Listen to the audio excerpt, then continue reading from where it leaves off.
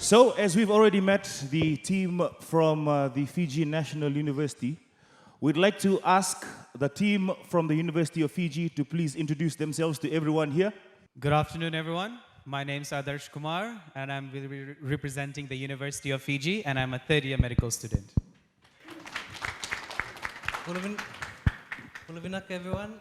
My name is Ezra, and I'm a third-year medical student at the University of Fiji. Bulavinaka everyone, I am Chapin Mawe and I am also a third-year medical student at the University of Fiji Savannah campus. Big round of applause, ladies and gentlemen. So the University of Fiji has sent a whole bunch of doctors to take part in this debate. So if you feel a bit weak or you're feeling a bit sick, just let them know and they can help you out. Ladies and gentlemen, the proposition for debate number 2 is: the 48-hour media blackout before Election Day in Fiji is desirable. That proposition again: the 48-hour media blackout before Election Day in Fiji is desirable. And we now hand over the floor to our friends, our team from the affirmative. My respectful greetings to everyone present here, the esteemed chief guest, the panel of judges, the audience, and of course, my fellow debaters. The media has become a necessity in this world, and media is essential to democracy, and a democratic election is impossible without media. A free and fair election is not only about the freedom to vote and the knowledge of how to cast a vote, but also about public engagement, about party information, policy, candidates, and the electoral process itself. But as we all know, that too much of anything can possess a harmful effect or a detrimental effect. Therefore, a breathing space, a media breathing space, needs to be put in place to ensure that electoral process is a complete success. Today, myself and my team strongly stand with the proposition that media blackout before an election is desirable. Let's kick things off by the points that I will be addressing. First of all, media blackout protects voters. Secondly, media blackout prevents mis- and disinformation. And thirdly, mental health of our fellow candidates. As stated by UNESCO, democratic elections are what can be called regulated conflicts, openly conducted, constrained extensively by rules, expressly designed to resolve change by non-violence. Media blackout, or called silence period or reflection period in some countries, is imposed on campaigning news before or during an election. This basically means that the media outlets stop covering campaigning, and often that campaigning must stop for a designated time preceding voting day. The fundamental intention is to drive voters the opportunity to reflect on the choice free from the media noise or the commotion made by the media. The implementation is looked into by the Fiji Elections Office. The interpretation and application of this particular is strict in order to avoid the breach and to avoid any questions raised on the electoral system put in place. Some of the many countries that impose media blackout include India, UK, US, Thailand, Poland, Peru, Canada, New Zealand, Australia, and of course, Fiji.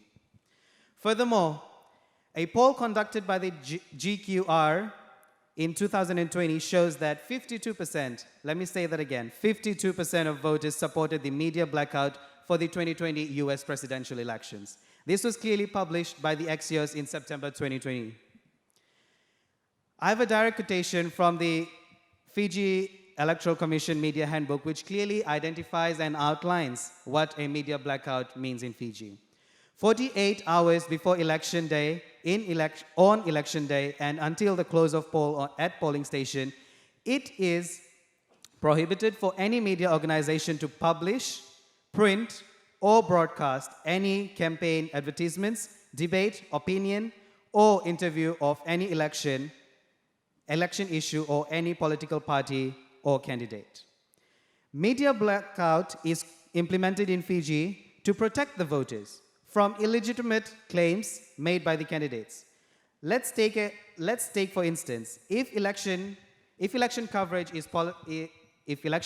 and political campaigning is unregulated, the candidates contesting the elections will use these various media platforms to make false claims, false promises, just to get voters in their bag. This unregulated media coverage or without media blackout, politicians will be in constant scare of their opponents, and this will build up on the scare to make false claims and just to get voters in their side. The second point that I would like to share is that on this media blackout avoids mis- and disinformation be disseminated to the voters. Elaborating on this, media blackout is not in play. Political parties, candidates, and the ardent supporters of particular parties can use this outlet to spread misinformation about other candidates and claim to release the election results. The release of false election results without proper authorization is unlawful and can incite social unrest.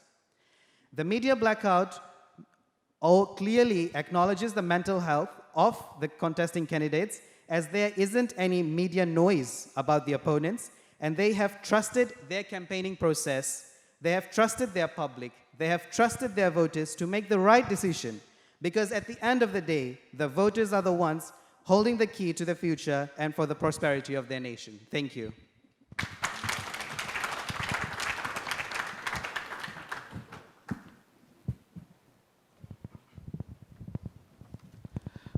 Nibula Vinaka, panel of judges, co-debaters, distinguished guests, ladies and gentlemen, it's an honor to be here to present my arguments against the given topic, to which we disagree with the 48-hour media blackout during the elections period. Blackout period works in favor of the ruling party and against the opposition party. I say this because news media, publishers and broadcasters must not publish, broadcast or transmit political advertising during the blackout period. The blackout period happens a day before election and during the day of election. It is a part of Electoral Act which is ultimately decided by the government of the day. I disagree with the affirmative because do you think the democratic country we live in, does this make sense to have a 48-hour media blackout before and during elections? Let's say you are out in the islands where there is no internet connection and your only source of information comes from the radio, because unlike social media, any individual can post information about a candidate and one can read and change their mind. If I'm correct, there was a similar incident in 2018 elections. Anyways, but you are in the islands with no idea of what's happening.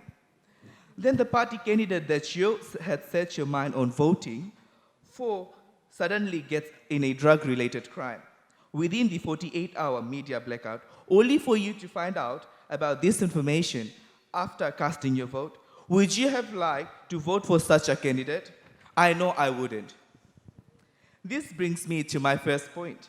48-hour media blackout is a mockery to the democracy and transparency as a whole. According to Elachabi, media have long been recognized as a cornerstone of democracy and play an important role in influencing political discourse during elections. So why can't candidates use this to their advantage? Instead, they are being forced to remain silent until elections is completed. According to the International Federation of Journalists, UKAid, this ban not only stifles the all-important job of local media to inform the public, it also extends to foreign media covering, poll, and even bars residents from discussing political viewpoint on social media, unquote, which is a violation of our basic freedom of speech. Voters need to be informed right to the end of the elections. They need to have all the information so that they can make better choices during the polling day up until they make their choice at the ballot box. And that information has to be conveyed by the media. It is their sole purpose to share information as it happens, when it happens. Secondly, media plays a fundamental role in relaying party policies, manifestos, ideologies, which voters need to be aware of, and the media blackout violates the rights of voters in obtaining this information. By allowing the party and candidates to compete or debate with each other and also scrutinize the electoral process itself, including electoral management in order to evaluate the fairness of the process, its efficiency, and its morality. The IFJ Acting Director Jane Worthington also adds that media blackout makes the dangerous assumption that freedom of expression and freedom of access to information can be switched on and off. The democratic process would not be hidden, free from scrutiny and analysis. The community should be treated with respect. People have the right to know exactly how their political leaders are elected and should be entrusted more information and nothing less. My third point suggests that elections loses its credibility when the media is not involved. The media is basically a watchdog, and the public relies on it for transparency during elections. Its role to educate voters on their democratic rights by reporting on their development of an election campaign. The election loses its credibility because there isn't any report on what's happening, and any information withheld from the public can be seen as a discredit to the election. Media blackouts affects voters more than it does to the candidates or parties. The fourth point, the media blackout is an infringement to the rights of voters because they are denied information which is a bit risky and can have negative impact on elections. For instance, in terms of invalid votes, information about this will not be shared as it is until after elections. And this is a piece of information we as voters should be made aware of during elections. According to the International Covenant on Civil and Political Rights, Article 19 states, everyone shall have the right to hold opinions with interference, and also everyone shall have the rights to freedom of expression. These rights should include freedom to seek, receive, and impart information and ideas of all kinds, regardless of frontiers, either orally, in writing, or in print, in the form of art or through any media of his choice. All human beings everywhere in the world are entitled to enjoy these civil and political rights. 48-hour media blackout infringes their ability to enjoy this right because it restricts their rights to access an informed decision on who to cast their vote for. My last point, ladies and gentlemen, for this afternoon is that media blackout implemented in countries encourage an anti-media concept. Judging media purely based on biasness a bit unreliable compared to many information and much needed information that the media could bring to the public during election period, especially the day before and the day of elections. These 2 days are the most crucial days of election period because influence could be at its peak. In saying all this, longer blackouts are likely to be enforced in less democratic countries, and this says a lot about a nation practicing democracy.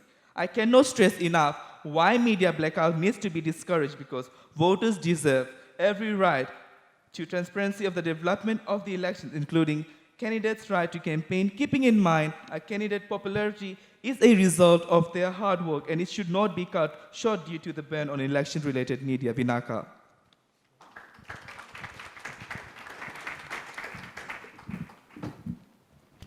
Now, in rebuttal to the last speaker, the Fijian Elections Office has stated that the media can report on electoral activity, such as messages from the Supervisor of Elections, Electoral Commission, and the Multinational Observer Group.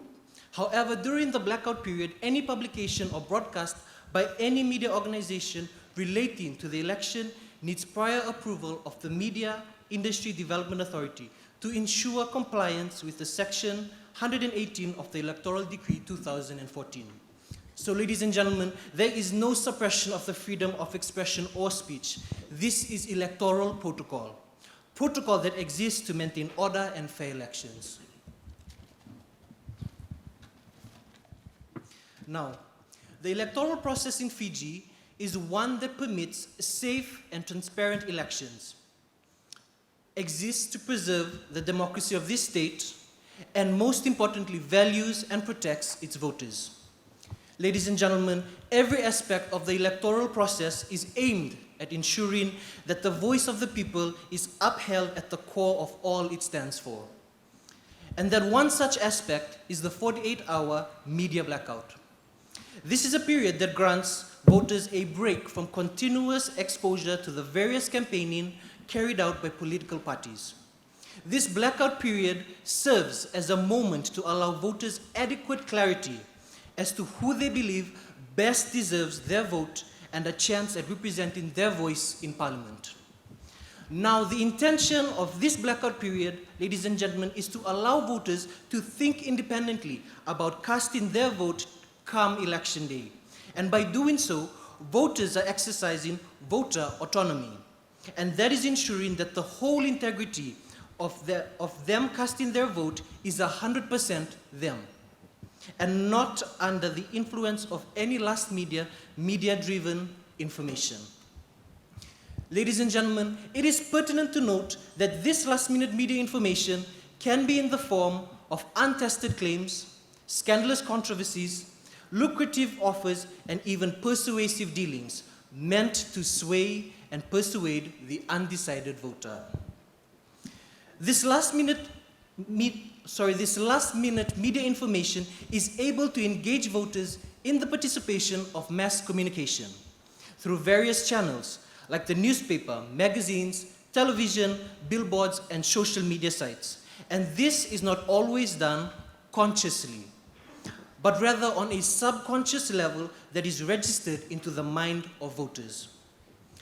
In his book titled Media Effects by Professor W. James Potter, he stated that through extensive research conducted, contact with media content, whether a person was conscious or subconscious, may go on to affect the cognitive, affective, behavioral, and even physiological level of the viewer. Ladies and gentlemen, this solidifies the fact that the media does in fact influence a voter's choice even in the final hours to election.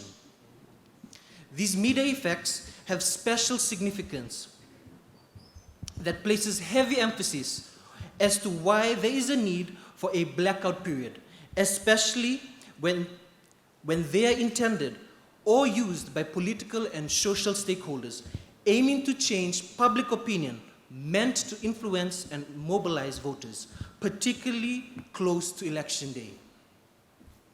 It is well documented, ladies and gentlemen, that feelings enter the decision-making stream before any cognitive consideration comes to the conscious mind. As a medical student, of course, I had to explore the science behind this. Behavioral and neurological responses reported by Professors Milton Lodge and Charles Tabor in their publication, The Rationalizing Voter, suggests that affective responses are activated immediately on mere exposure to the stimulus. This occurs outside the conscious awareness. Now, this stimulus could potentially be channeled through mass media communication, effectively making a dispassionate deliberation by the voter neither possible nor desirable. The media blackout is necessary, ladies and gentlemen, because the most powerful and useful tool available to voters on the eve of elections could be the feelings towards candidates. It has been proven that one is more likely to recall 10% of an advert imagery 3 days later as compared if it was imagery with text, then one is more likely to recall 65% of what all was advertised. Ladies and gentlemen, above all, there is power in that vote cast by any individual. To have a hand in the formation and running of government is a task not to be taken lightly. And to do so should be an expression of the whole individual without any influence or persuasive tactic at the final hour to election day. Therefore, the 48-hour media blackout is very effective and quite suitable to ensuring voters cast their vote solely on what they believe is best for themselves. Media influenced free. Vinaka.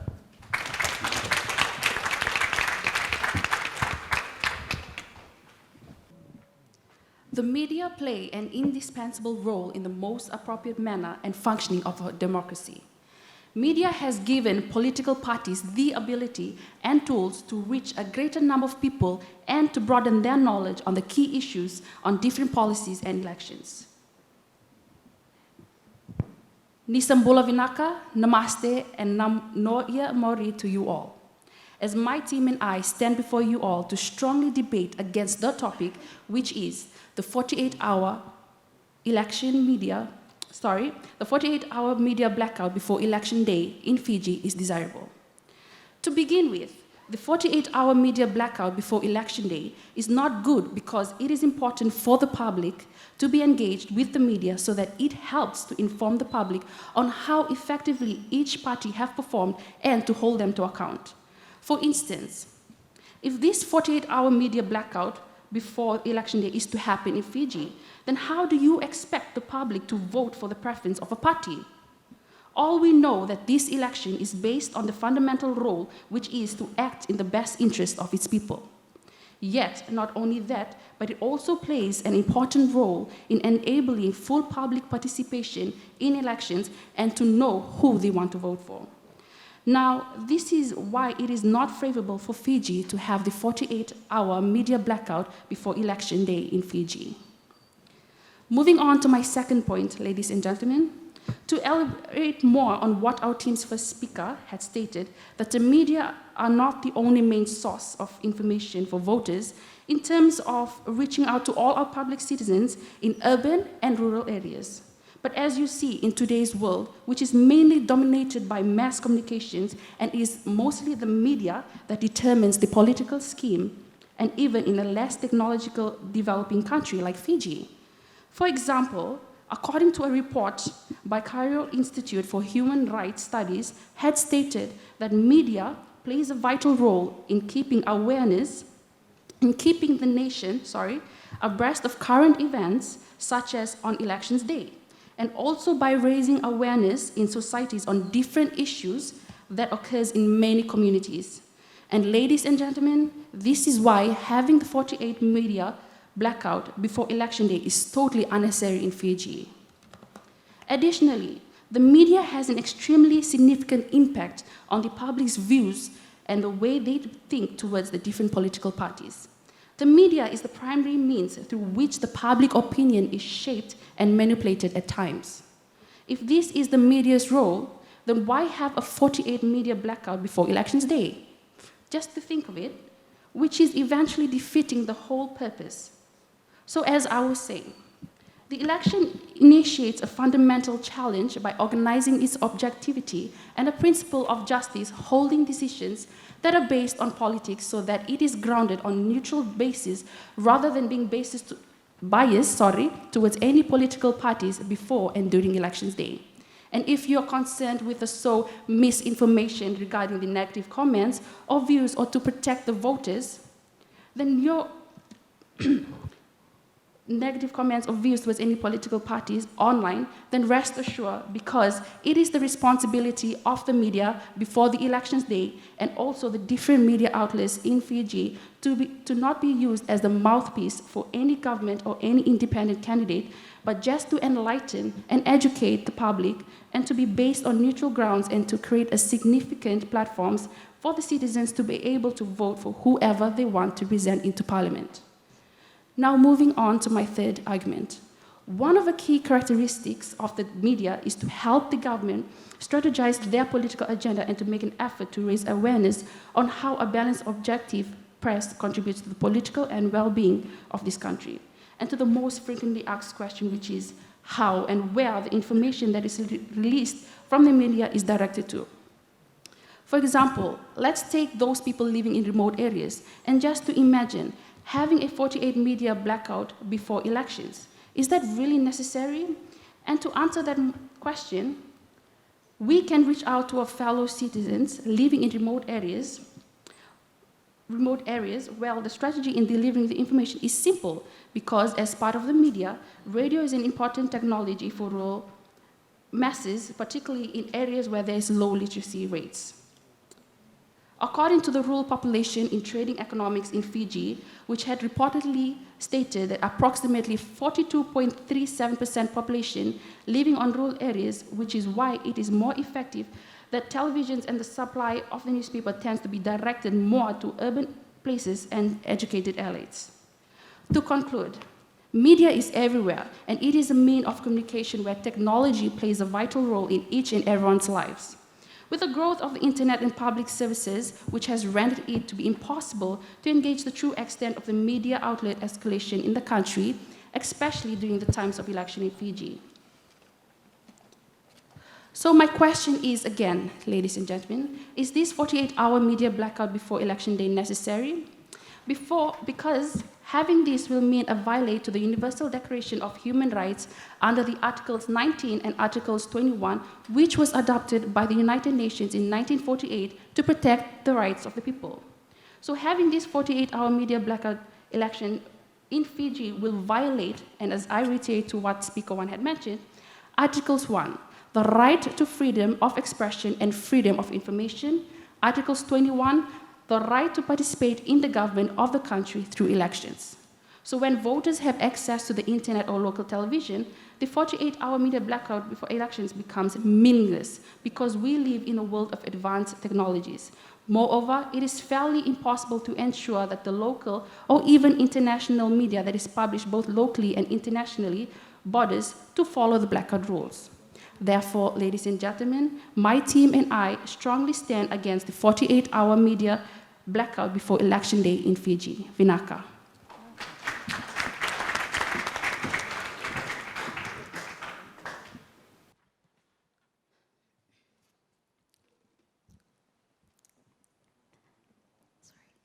The distinguished guests, the honorable judges, and our worthy opponents. Ladies and gentlemen, good afternoon. The topic of our debate is the 48-hour media blackout before election day in Fiji is desirable. We, the negative team, believe that this statement is false. Now, as a rebuttal, what the first affirmative speaker had mentioned, media is essential to democracy. It protects voters and it protects its candidates. Interesting. So, with the blackout that we are currently debating about, does it really protect the candidates? Does it really protect the voters?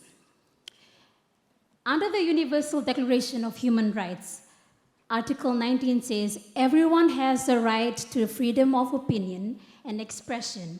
These rights includes freedom to hold opinions without interference and to seek, receive, and impart information and ideas through any media, regardless of frontiers. To the second speaker, you mentioned that the Electoral Commission Supervisor Sanim had mentioned that the media outlets are still able to report on the elections, during elections. Interesting. However, I would like to help you clear that thought.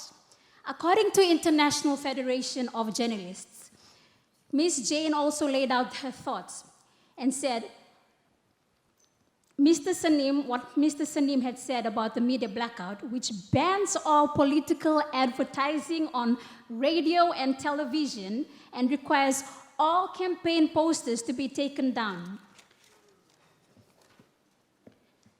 And according to the director of Federation of Journalists, Jane Worthington said, this is gross violation to the freedom of the media ahead of one of the most pivotal elections in Fiji's history. Now, let me ask you, are you really in a democratic country which protects your votes and your candidates? On the 40-hour media blackout period, it actually defeats the act of influence one might have in the actual process of voting. Human nature, just like going to the supermarket with a shopping list and trying to stick to the shopping list, one opposed to impulsive buying. Some voters can act on impulse.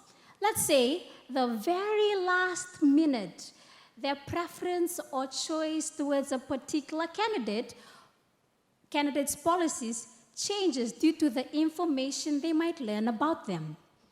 A likely example is on the 2018 election, where a leader, I'm sure you're aware of this, a leader of the opposition party was somehow convicted. Imagine the stigma that rose towards the voters who live in these remote areas who weren't aware that the end of the result of the case was favorable to him. Yet, how would they have known this if there was media mechanisms like a blackout has shut information from reaching out to them and to their potential voters?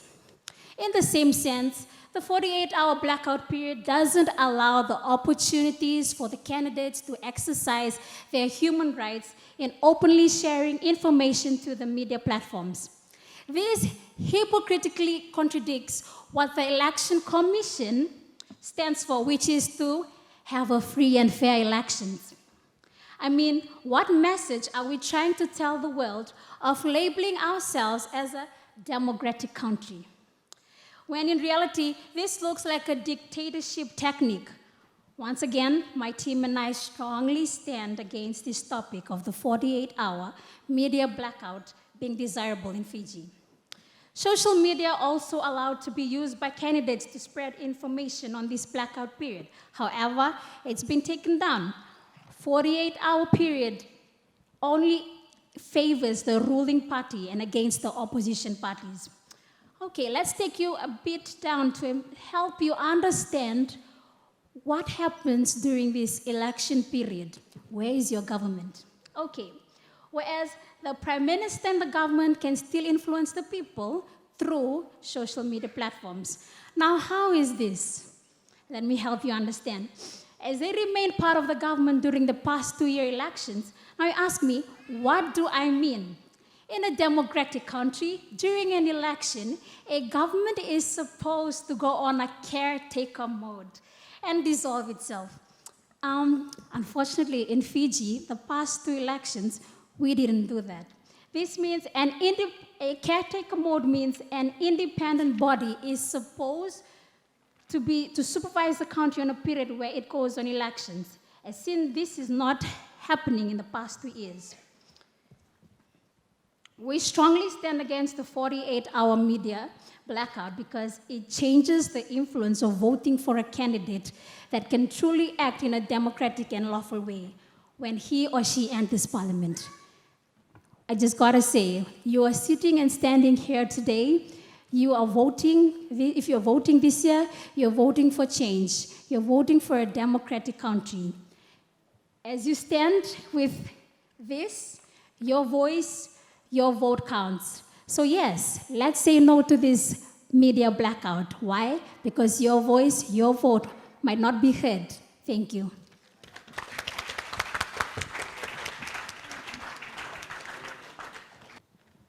The esteemed chief guest, invited guest, distinguished panel of judges, my fellow debaters, and the beautiful audience present today, as well as those viewing from the live stream. I stand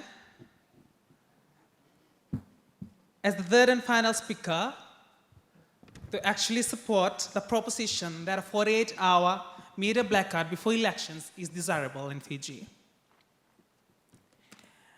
Early this morning, I was done with my preparation for my trip to Suva by 2:30 a.m. I was standing before the mirror, looking at my reflection. I was like, oh, am I prepared for the day? Am I prepared for the game? And I was smelling the fragrance and the deodorant, thinking, am I okay for the day? Then my cousin walked in. He came, he tapped my back, and he was like, hey, stop fidgeting. Just remember that democracy is in the best interest of the people. I repeat, democracy is in the best interest of the people. Dwelling on this, I believe a 48-hour media blackout is in the best interest of the people. They need time to be on their own, independent, isolated from all these political campaigns, political rivalry. Come on, the political parties are given a period of around 3 months or maybe more to campaign, and I believe there is enough time for them to clarify whatever they have to verify. I come with this, that time is of essence. Whatever you do, time is of essence. As a doctor, we give prognosis, time is of essence. There is time to heal, there is time for change, there is time to develop. And this time too is needed by our voters to clearly identify, reflect, contemplate who is supposed to take Fiji to a better future come 2022 elections. So, I stand to support the statements that were given by my two colleagues. If we have a 48-hour media blackout here in Fiji, we are looking at avoiding misinformation, disinformation. These two are two similar yet distinct types of information. Let me dwell on it. Misinformation is this. It is something that is unintentionally false to some extent. It is not intended to be false. It's not intended to be fake. You might not know that it is fake information, yet it is disseminated to the public. So it does not have those evil intentions of actually affecting anyone's decision at that moment. But it does. Take it for instance, we have these Chinese whispers, I believe, the game. So I whisper to the ear of my neighbor from this first speaker, and it goes on, but the 20th speaker, it'll be something totally different. This is misinformation. However, disinformation is something that is absolutely fake from the beginning, yet you keep on putting it there to mislead the people. So if I have a 48-hour blackout, and as my fellow debater here, Mr. Ezra Picken, spoke about the psychological effects and the feelings, as a medical student, hats off, it actually affects the feelings, and at that moment, subconsciously, you may, when I say subconsciously, you're not at a full consciousness. You do not know that you have actually voted for that party just because you heard something, a misinformation or disinformation at that particular time, not knowing. Right? Moving on. It protects voters from illegitimate claims. Illegitimate claims. Again, maybe it kind of relates to misinformation or disinformation. But when it comes to illegitimate claims, this is like big claims, and yet you do nothing when you come into parliament. It's illegitimate. I mean, this doesn't work. It was never right from the beginning. Eh? And finally, it provides clarity. At the same time, giving confidence to the voters comes the voters' responsibility for you to stand on your own, contemplate, get the courage. You know, at that moment, you have that air to breathe, clean air to breathe, and decide on who is better to run for government come the 2022 elections. Now I'll turn to debate, to rebuttal individually, since I'm given the time. Now, I actually condensed the points that were given. One of the main points that they were talking about was time. As I said before, time is of essence. Are you seriously going to let the political parties invade the time that is given for the voters to clearly decide for themselves to obtain autonomy on their votes? Are you going to affect the time? They only have 48 hours, while political parties have the 3 months or the 4 months to verify and to promote their manifestos and whatever policies they're going to introduce into parliament. Time is of essence. That was also in my introduction. Now, you talked about the rights and the freedom of media for reporting. Backdating to the 2014 elections, there was an article on the supervisor of elections, Mr. Mohammed Sanim. These were his exact words. And I quote, "We won't define what you can print, but it should be the media itself taking their own legal advice, and it should be factually correct when you are reporting." Am I in any way suppressing the media from reporting whatever is factual relating to elections? Keep in mind, one mentioned also about invalid vote. Invalid vote deals with elections. Elections information is still present, but it is the political campaign that is suspended on media.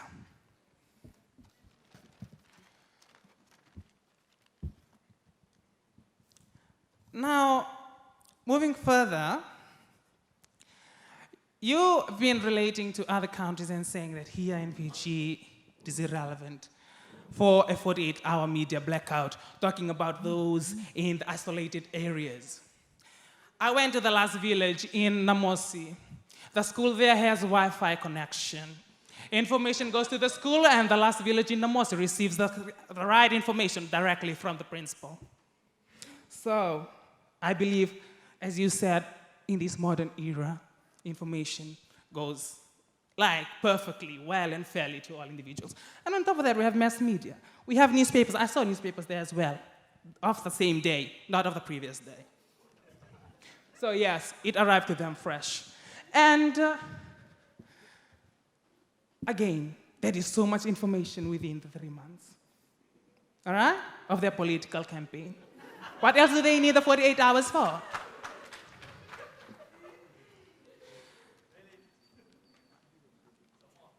Finally, I think I should conclude. I've been a bit talkative, I think.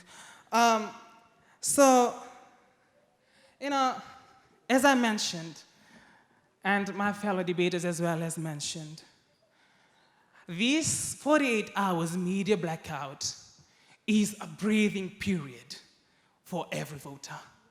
It is that allocated time, just 48 hours, like come on. I'm emphasizing on it again, 48 hours compared to the 3 months of the political campaign. 48 hours. I wouldn't let any political party buy that time of the voter because it is the future, okay? It is the future of Fiji. So I stand to once again strongly support the 40-hour media blackout for an undisturbed vote, for a clear-minded and independent future Fiji that is deserving and is the best interest of every voter here in Fiji come the 2022 elections for the future government. Vinaka.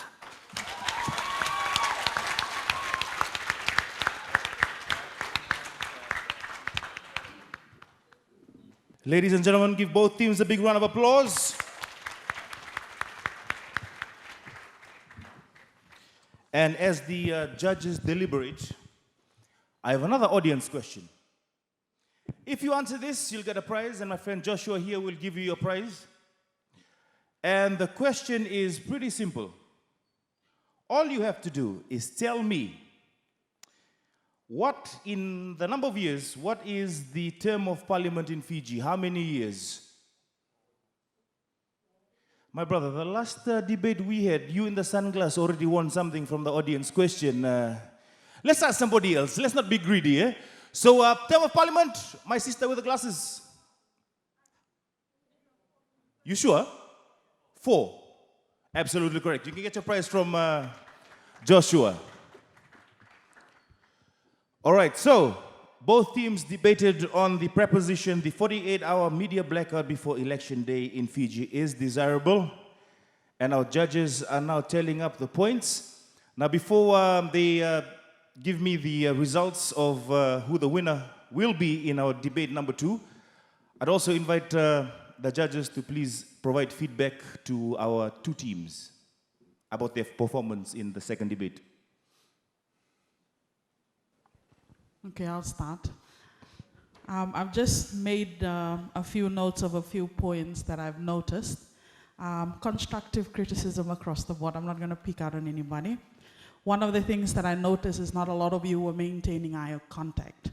So just maintaining eye contact makes a difference when you're trying to make your point and trying to convince the audience that we should believe your point.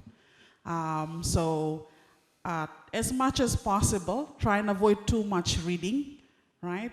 If not, it's like you're reading us a bedtime story. So try and maintain eye contact. Avoid excessive reading.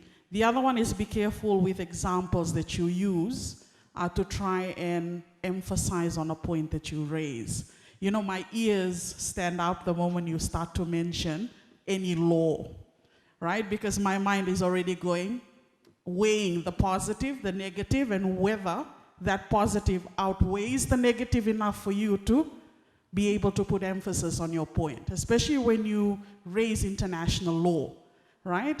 Here in Fiji, use our local laws, use the Constitution. That's the, you know, I tell my first year law students, it is the the mother of all laws in Fiji. So if you're going to raise an argument or raise a law to support your point, use our constitution, use our laws, use the electoral laws that are there. The other one is to be very careful about the sources that you use, the examples that you use.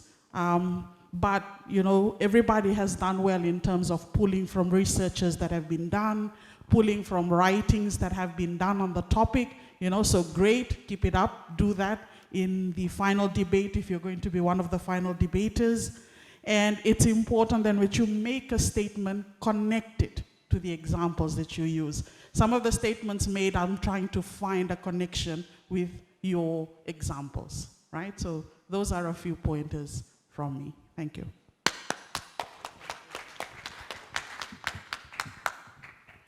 Thank you.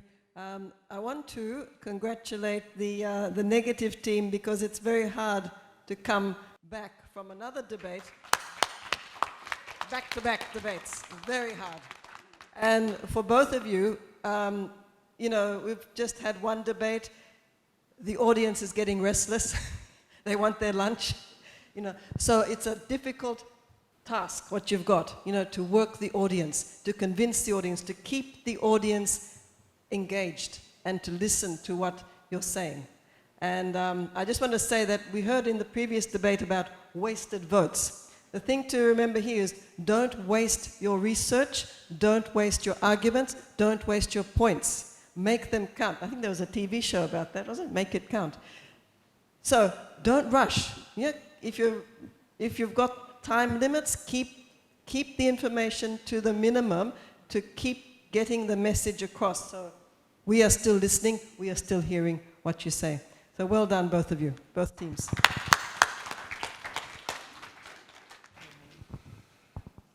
Thank you. I thought that the topic was a challenge, and I think that the negative had the greater challenge because they just, like Professor Tatit said, they just completed another debate, and you had to come in and try and stand for another session.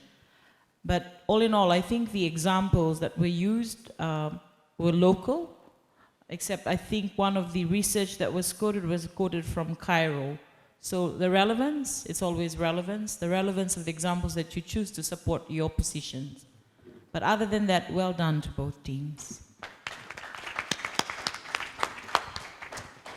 All right, so ladies and gentlemen, before I announce the winner, you'll be happy to know that right after this, we'll have lunch, and lunch is provided at your own homes, eh? I'm just kidding. We have lunch provided for everyone here. So right after I announce the winners, we are going to have lunch, take a short break before we do the final debate in the debate series that we've had so far. So ladies and gentlemen, the winner of debate number 2 is... A big round of applause, ladies and gentlemen, for the University of Fiji. But with that being said, ladies and gentlemen, a big round of applause for the Fiji National University, taking on 2 debates back to back. And now I invite the judges, the debate teams, and our distinguished guests to please grab something to eat as we take a short break before we continue right after this. And ladies and gentlemen, don't forget, you can also get your lunch simply by walking through that middle door where my tall friend is standing.